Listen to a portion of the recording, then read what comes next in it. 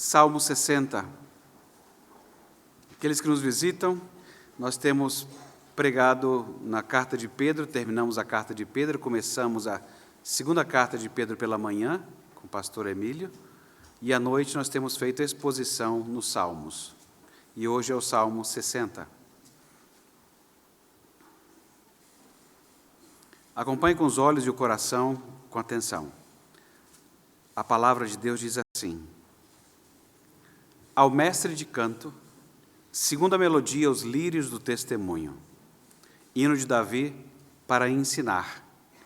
Quando lutou contra os sírios da Mesopotâmia e os sírios de Zobá, e quando Joabe, regressando, derrotou de Edom 12.000 homens no vale de Sal. Ó Deus, tu nos rejeitaste, tu nos arrasaste, tens estado indignado. Ó, restabelece-nos, abalaste a terra, fendeste-a, repara-lhe as brechas, pois ela ameaça ruir. Fizeste o teu povo experimentar coisas difíceis, nos deste a beber vinho que atordoa. Deste aos que te temem um estandarte, para erguerem diante da verdade, para que os teus amados sejam livres. Salva com a tua destra e responde-nos. Falou Deus em seu santuário. Exultarei, dividirei Siquém e medirei o vale de Sucote. Meu é Gileade, meu é Manassés. Efraim é a defesa de minha cabeça, Judá é o meu cetro. Moabe, porém, é a minha bacia de lavar. Sobre Edom atirarei a minha sandália, sobre a Filístia jubilarei. Quem me conduzirá à cidade fortificada? Quem me guiará até Edom? Não nos rejeitaste, ó Deus. Tu não sais, ó Deus, com os nossos exércitos. Presta-nos auxílio contra o inimigo, pois vão é o socorro do homem. Com Deus faremos proezas, porque Ele mesmo pisará nossos adversários. Até aqui a palavra do Senhor. Vamos falar com o nosso Deus? Bom Deus e Pai, guia-nos a todos. Ajuda-nos a ouvir a Tua voz à medida em que lidamos com esse texto. Faze isso, Senhor, porque nós precisamos de Ti. Nós oramos no nome de Jesus. Amém.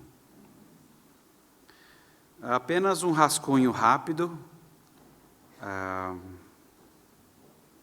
Deixa eu ver o que tem de rascunho aqui. O rascunho é o seguinte: este salmo, ele é muito interessante, mas a partir do verso 5 até o final, ele também é o final do Salmo 108. Aí quando você olha uma coisa dessa, aí você fica assim, puxa vida, isso aqui provavelmente é um final de poema que alguém usou de novo lá. Só que no Salmo 108, se você lembra ele mais ou menos, tem até música para ele, não é? Firme está o meu coração, ó Deus. Então lá é certeza, firme está o meu coração, ó Deus. Cantarei, entoarei louvores. Esse aqui não, é o oposto, dúvida. Mas tem o mesmo final, a partir do verso 5, é igualzinho para os dois. Aí você fica, puxa vida, se isso aqui é igual ao outro, o que é distinto no Salmo 60? Então, o percurso da exposição fez esse caminho. O que é distinto dos dois, se eles têm o mesmo final? E eu trabalhei muito mais, então, no que é distinto do que na outra parte, que é a metade final. Mas não deixo de dizer o que ela poderia ser a metade final. Apenas eu gastei mais energia com a parte que parece ser focal só do Salmo 60. Ok? Por isso que o título foi aí, cadê? A bandeira já foi hasteada. Você estava achando que está falando de política, né? Então, eu estou. Só que essa é a nossa política, né? Na verdade, todo encontro público que nós fazemos, em que nós proclamamos o Senhor, nosso Rei, é uma declaração política. Então, a nossa declaração política está dada. O título é A bandeira já foi hasteada. Então, é declaração política, sim. Tem gente que fala assim, não é só religioso. Não. Está tudo misturado e junto. Para não falar igual todo mundo fala, né? Está tudo misturado e junto. Ok? Então, esse é um pequeno rascunho e é assim que foi dividido e é assim que será tratado. Então, eu vou para a introdução, ok? Vou tomar uma água e quando eu voltar, é porque é a introdução.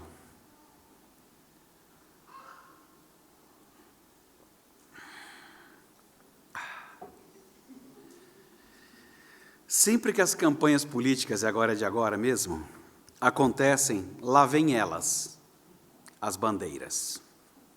E não são apenas santinhos ou adesivos. Não despreze o poder de uma bandeira. Eu fui afetado por ela. É um conjunto. Não despreze, então, nesse conjunto, quem empunha uma bandeira. Eu fui afetado por ela. O modo como a pessoa desfraldava e agitava. O rosto revelando o prazer de estar associado àquilo. A alegria ao fazê-la ondear de um lado para outro, dizendo, estamos aqui, estamos em todos os lugares. Foi isso que eu vi no rosto daquela mulher. Eu ficava dizendo para mim mesmo, Tarcísio, ela foi contratada. Ela é uma carpideira. Eu sei, mas quem empunha uma bandeira produz um efeito no passante. Eu era o passante. E eu, por um segundo, tremi. Vocês nem sabem qual bandeira que eu estava olhando, né? Mas eu tremi. Falei, será que essa bandeira vai ganhar? Ela sinalizou alguma coisa para mim. O jeito com que ela foi empunhada. Os estádios de futebol e bandeiras, São Paulo, desde 96, no estado de São Paulo, estava proibida a bandeira com haste. Mas agora, essa semana, pode voltar a colocar a bandeira com haste. Quem já não viu um espetáculo daquelas bandeiras imensas de alguém balançando, o cara nem vê o jogo. Ele vai para balançar a bandeira. Ele não assiste o jogo, ele vai para poder animar os outros. O poder de uma bandeira. A proibição foi suspensa essa semana. Gente, a imponência de uma bandeira ela não pode ser desprezada. E, às vezes, o número das bandeiras, você fala assim, sei não, tinha muita bandeira. Pode ser pequenininha, mas o número delas, ela também apavora. Se você nunca foi, e eu duvido, está aqui em Brasília, à Praça dos Três Poderes, e nunca ficou movido com aquela bandeira com 286 metros quadrados, numa haste de 100 metros de altura. Se você não ficou emocionado, você precisa se desintoxicar da política. É um espetáculo estético. Não precisa estar associado a política nenhuma. É um espetáculo estético. E se não for por qualquer outra razão, ela me ajuda quando me perco aqui em Brasília. Eu dou uma olhada e a bandeira está para lá, eu estou errado. Existem dois movimentos da ginástica olímpica, especificamente no aparelho das argolas, que usam nomes sugestivos. Um é a cruz de ferro e o outro é a cruz de Malta. A cruz de ferro aqui no Brasil a gente chama de Cristo. Sabe a posição do Cristo? O cara tremendo lá e segurando. E a cruz de Malta é a posição do Cristo na horizontal. É mais difícil ainda. Claro, é uma modalidade totalmente diferente, mas é interessante que o símbolo seja chamado por causa de uma bandeira, ou por causa da postura de Cristo. Ou seja, não é que Deus não fica sem testemunho de jeito nenhum. O símbolo sempre fala, mesmo que as pessoas não se importem mais com ele. Há jogos que incluem o saber identificar os sinais que o seu parceiro fará. Os gritadores de truco sabem bem disso. Um sinal errado pode colocar tudo a perder. Em outros jogos, os sinais funcionam como pistas para prosseguir. E quem conseguir resolver os enigmas de todos os sinais, pode até vencer. Companheiros de equipe sabem que vai! Significa chuta para frente que eu estou correndo e estou indo lá. Ou então ele está acostumado quando ele fala deixa, é para você ir para a posição oposta de onde você está. As pessoas conhecem os sinais. Jogadas ensaiadas, quando o esporte em equipe necessita de um sinal. Pode ser verbal, pode ser o movimento dos dedos das mãos, mas algum sinal haverá. A falta de proximidade entre pessoas não inibe as pessoas de interpretarem sinais que veem. Quantos já não ouviram assim? Sua vida deve ser muito boa, porque está tudo bem contigo sempre, né? Comigo não é assim, não. Ou então, vida boa, trabalha na Câmara, né? Se eu tivesse um emprego assim, também eu estaria de boa. Deixa eu dizer uma coisa para você, se você usa essa frase, quando a vida boa, o trabalho bom é sempre o dos outros, é sinal de que você está olhando e interpretando os tais sinais de um modo equivocado. Cuidado. Hoje nós seremos ensinados no Salmo 60 a interpretar o sinal de Deus, a sua bandeira. Os cristãos devem erguer a bandeira de Deus. Ela já foi hasteada. É sobre isso que nós veremos no Salmo 60. Aprender a interpretar o sinal de Deus, que, pelo jeito, Davi sabia interpretar. E a gente começa no primeiro ponto com o cabeçalho do Salmo. É aqui que a gente começa. O que Deus mais trabalha na vida foi esse cabeçalho. Eu quase falei para o Emílio, vamos trocar de Salmo, né? O Salmo 60 está dando muito trabalho. O cabeçalho do Salmo. O cabeçalho de alguns salmos, e não são muitos, eles ajudam bastante conduzindo. Sabe, ele pega você pela mão e fala assim, vem aqui, menino, é por aqui. Lê desse jeito. Então, nos dá aquela situada do contexto histórico, que então você faz uma associação e entende melhor o salmo que você está lendo. Mas o nosso cabeçalho, ele é um enigma. Você termina de lê-lo, prossegue no salmo, e não entende o que está acontecendo. Você lê e fala assim, como assim? A introdução é de vitória, de campanha bem-sucedida, de dividir para conquistar. E aí você começa a ler o Salmo e fala assim, como é que... Não entendi. Eu estava num sintoma aqui, estava já pensando em vitória, e ele começa já meio derrotadão, as coisas não estão bem. Eu falo assim, o cabeçalho não era de vitória? Depois de muita luta temática com o cabeçalho, o leitor precisa se perguntar coisas importantes. Qual é a função desse cabeçalho para esse salmo? O compositor, pelo jeito, quem escreveu esse salmo, desejou nos tirar do conforto. Ele quis contrastar, ele quis chocar, nos deixar inquietos, inquieto pelo menos o suficiente para retornar às passagens bíblicas históricas e ler de novo o segundo livro de Samuel, capítulo 20, ler de novo o primeiro livro das Crônicas, capítulo 19, e aí você vai lá e lê. E ao ler, você encontra o quê? Vitórias de Davi. Ainda tentando discernir, você lê mais um pouco e encontra, sabe o quê? Mais vitórias de Davi. Aí dá raiva. Aí você fala, Deus, se você, leitor, a essa altura não ficar incomodado, você não está pronto para ler o Salmo 60. Porque para se sentir incomodado, ele desconcerta. Ele faz você pensar o que Deus está ensinando através do salmista ao juntar vitória com incerteza e insegurança. Aí você já começa a ficar mais calmo e fala assim, quem luta sabe o custo de uma vitória, né? Quem luta sabe o custo de uma vitória. As pessoas, em geral, enxergam parte do sinal. Elas dizem assim, nossa, como seus filhos são educadinhos. Isso é parte do sinal. Se for no diminutivo, educadinhos, eu já fico de orelha em pé, porque pode ser inveja e não elogio. Quando se ouve assim no diminutivo, eu já fico meio cabreiro. Então, se vocês falarem comigo, e se os meus filhos forem educados, não usem o diminutivo, que eu vou ficar suspeitando de vocês, entendeu? Seus filhos são tão educadinhos. Assim, isso é maldição ou bênção?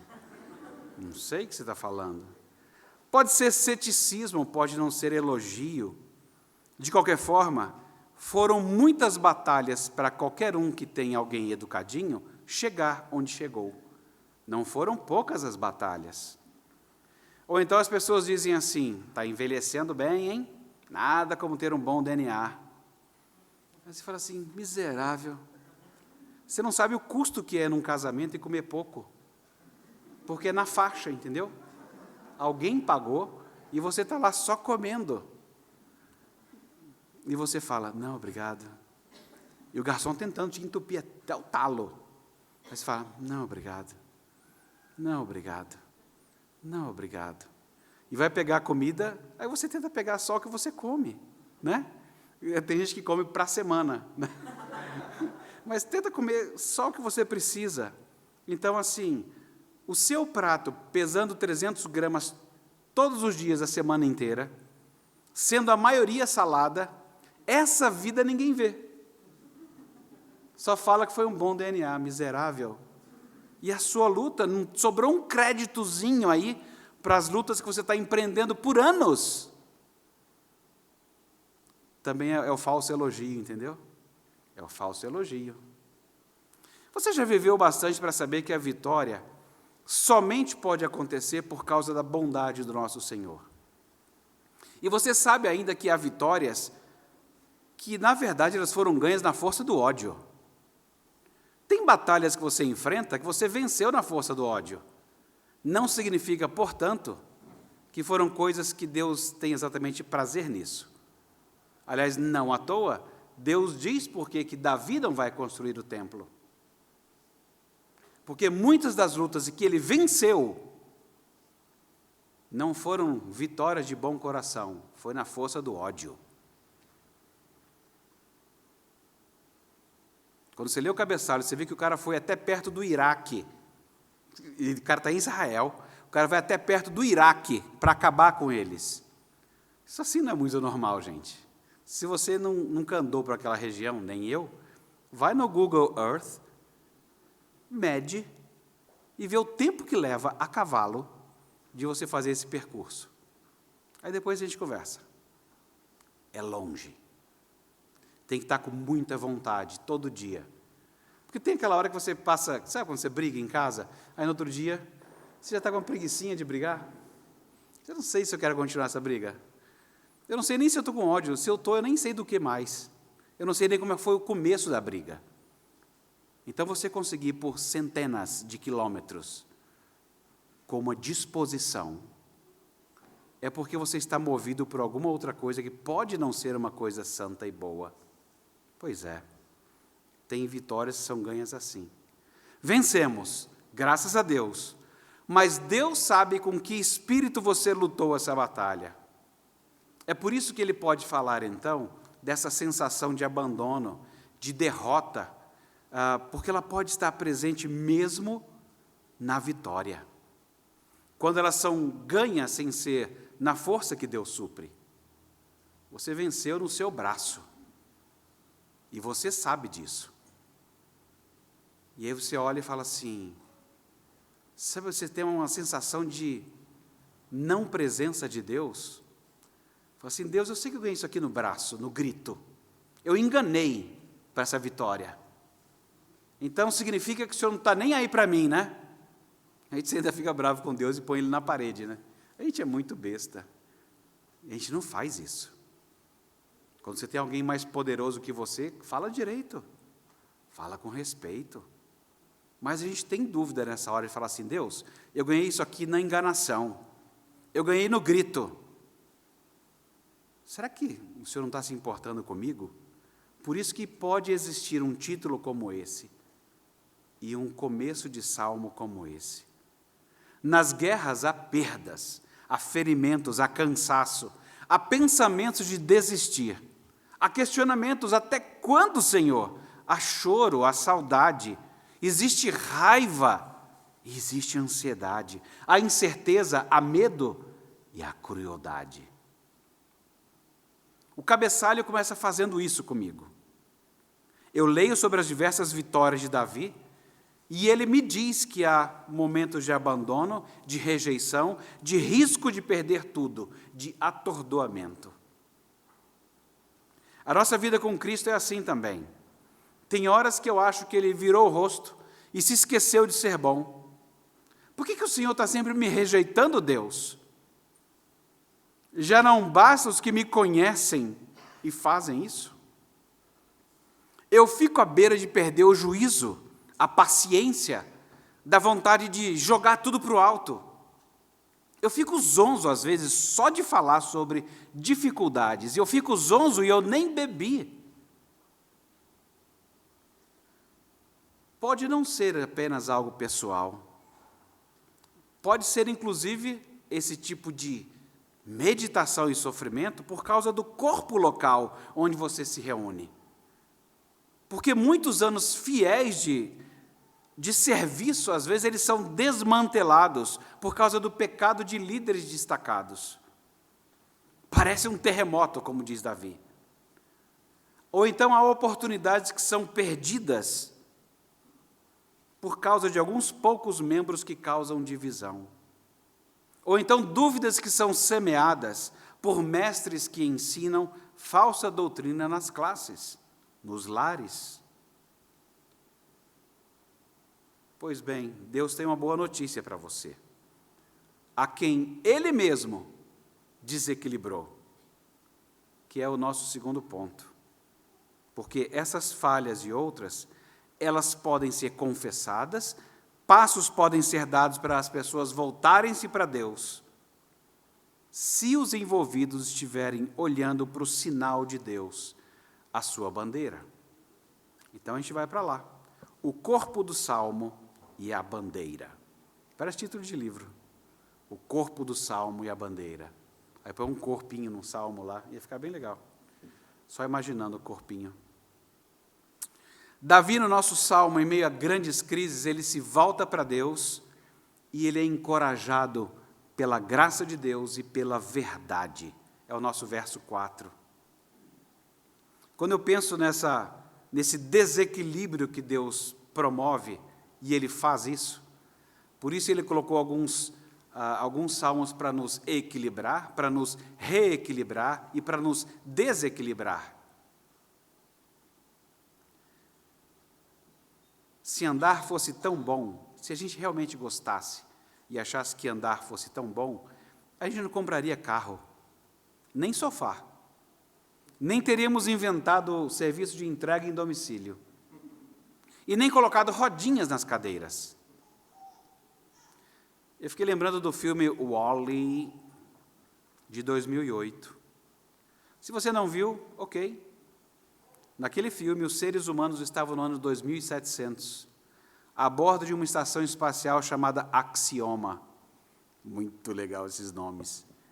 Esperando que os robôs empacotassem o lixo na Terra.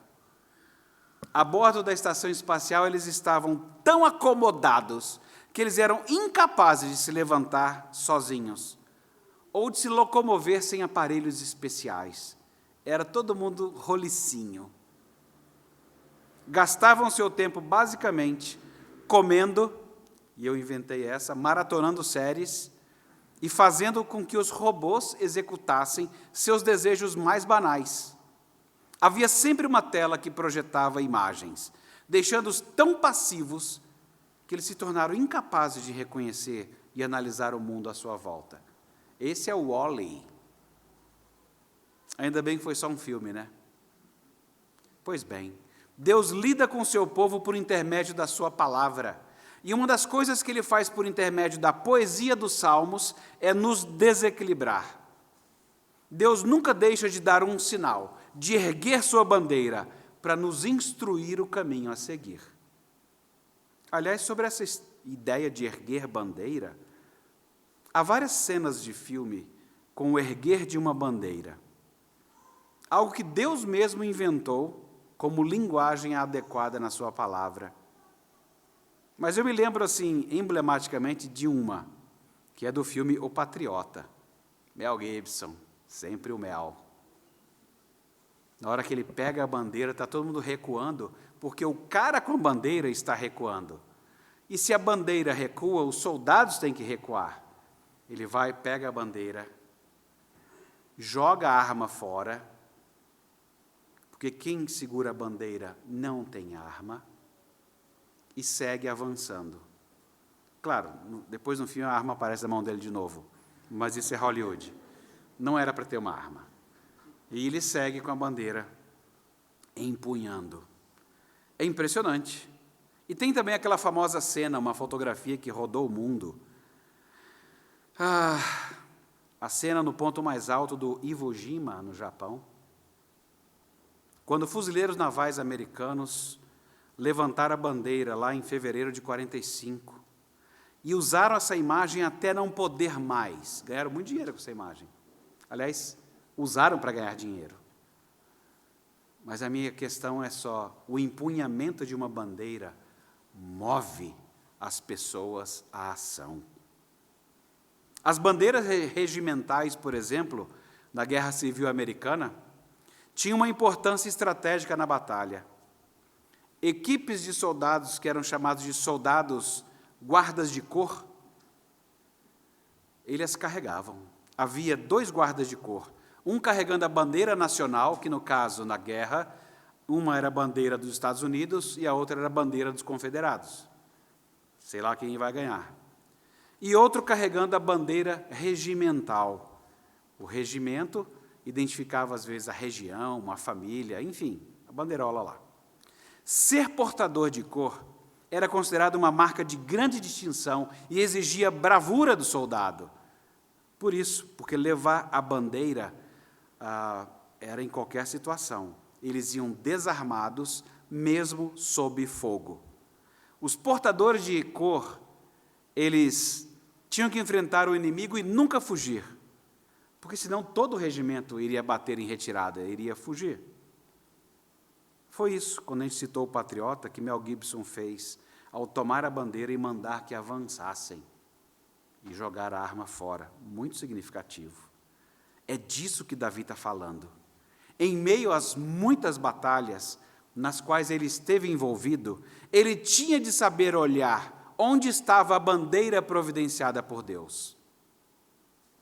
Já houve bandeiras como o cajado de Moisés, o próprio Moisés, a nuvem, coluna de fogo, algum sinal que as pessoas deveriam seguir. Algum lugar para olhar. Moisés com o cajado com os braços erguidos, vencemos. Moisés com o cajado com os braços baixados, perdemos. Havia sempre um sinal. E já no tempo de Davi, o sinal não era mais Moisés com seu cajado, ele tinha a palavra de Deus. Aliás, o rei era a única outra pessoa, além do sacerdote, que tinha uma cópia da Escritura, da palavra de Deus. A palavra de Deus era a bandeira de Davi. O verso 6 diz que Deus falou em santidade ou em seu santuário. Com isso nos dizendo, olha, Deus falou de muitas maneiras, como o escritor de Hebreus disse. E daquelas muitas maneiras do passado, ele as fez registrar. E muitas palavras de Deus ao tempo de Davi estavam registradas como palavra de Deus. Por isso, nas batalhas mais sangrentas, nos momentos de maior angústia, em meio à sensação de maior desamparo, ele precisava se lembrar da palavra de Deus. Ela é que era lâmpada para os seus pés. É como um outro trecho do Salmo 119 ensina. Os versos 25 a 32 eu vou ler para vocês, porque eles dizem assim: a minha alma está apegada ao pó, vivifica-me segundo a tua palavra. Eu te expus os meus caminhos e tu me valeste. Ensina-me os teus decretos. Faze-me atinar com o caminho dos teus preceitos e meditarei nas tuas maravilhas. A minha alma de tristeza, ela verte lágrimas. Fortalece-me segundo a tua palavra. Afasta de mim o caminho da falsidade e favorece-me com a tua lei. Escolhi o caminho da fidelidade e decidi-me pelos teus juízos.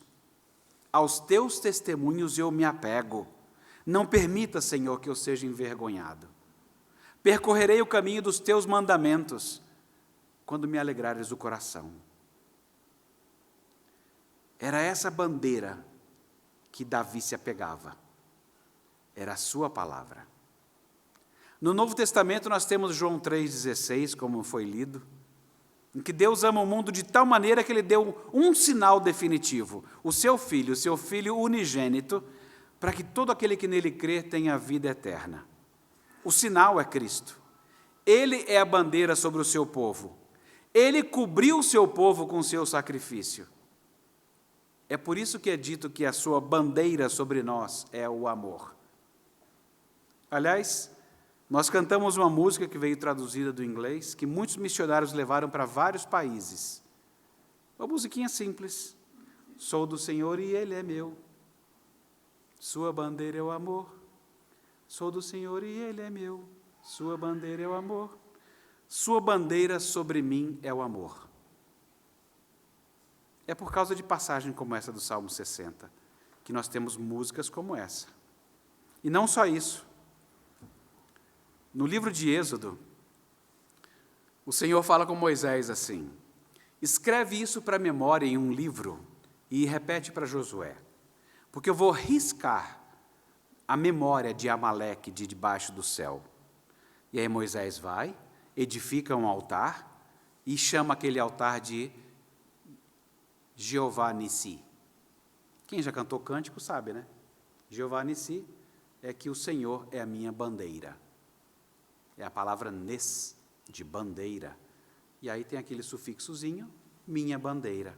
O Senhor é minha bandeira.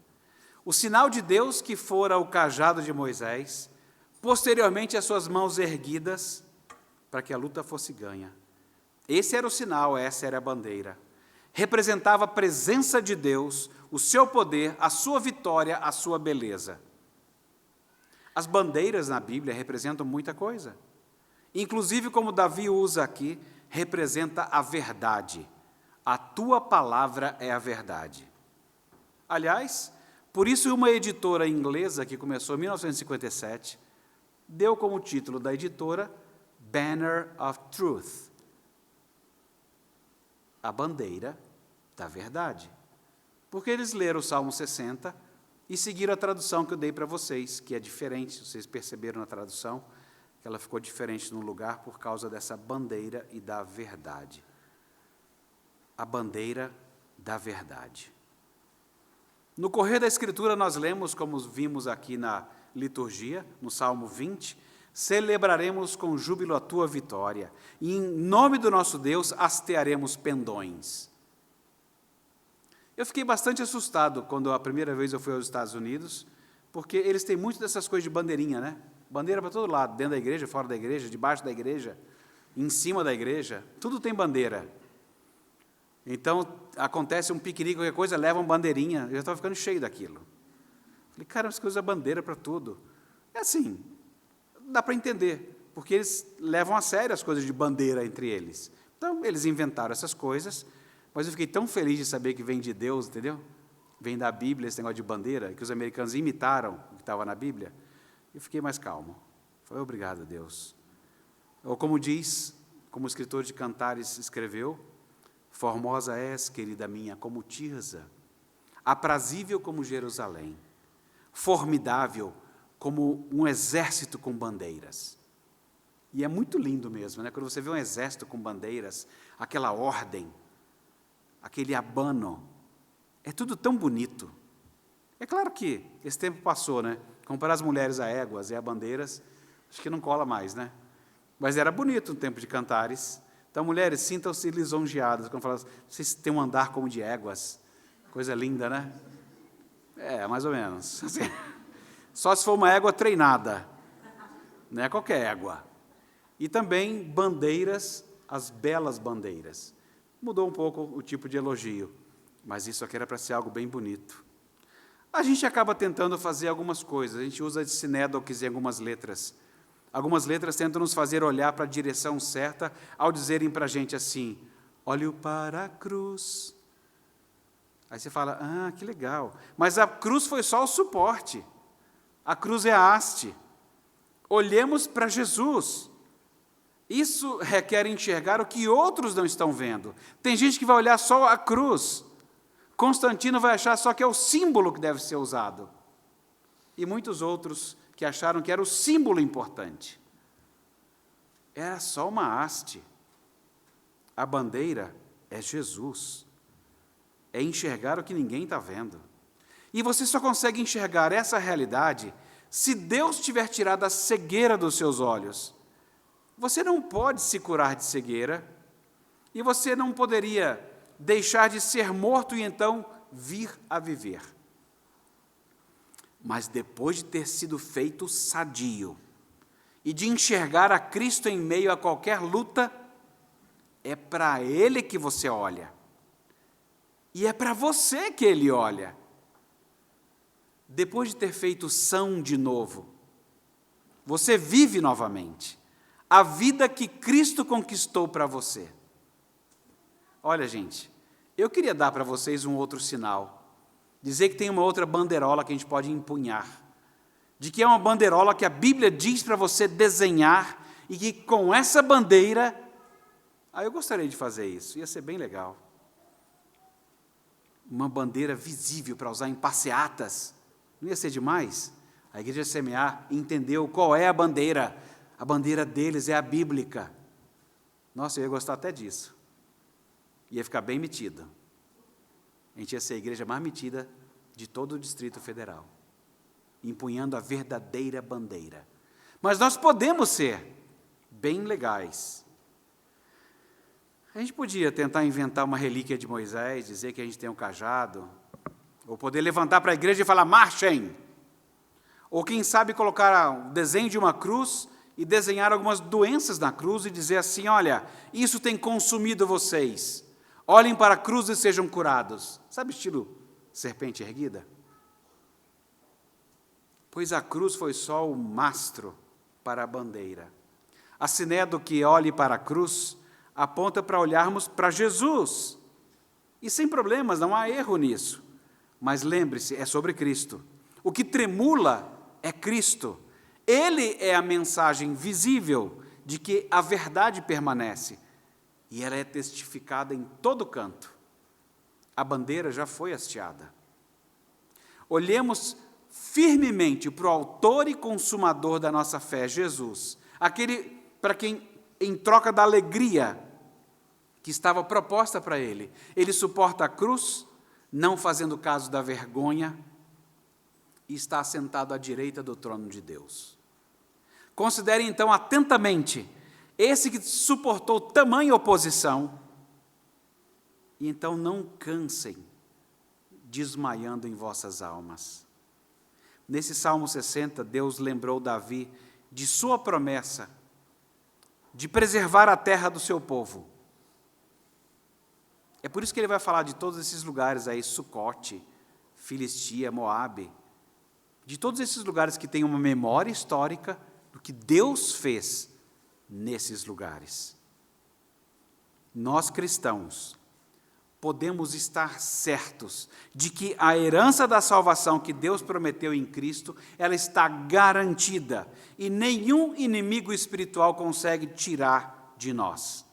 E na nossa lista de certezas está que Deus nos escolheu em Cristo antes da fundação do mundo, para que nós fôssemos santos e sem culpa diante dele.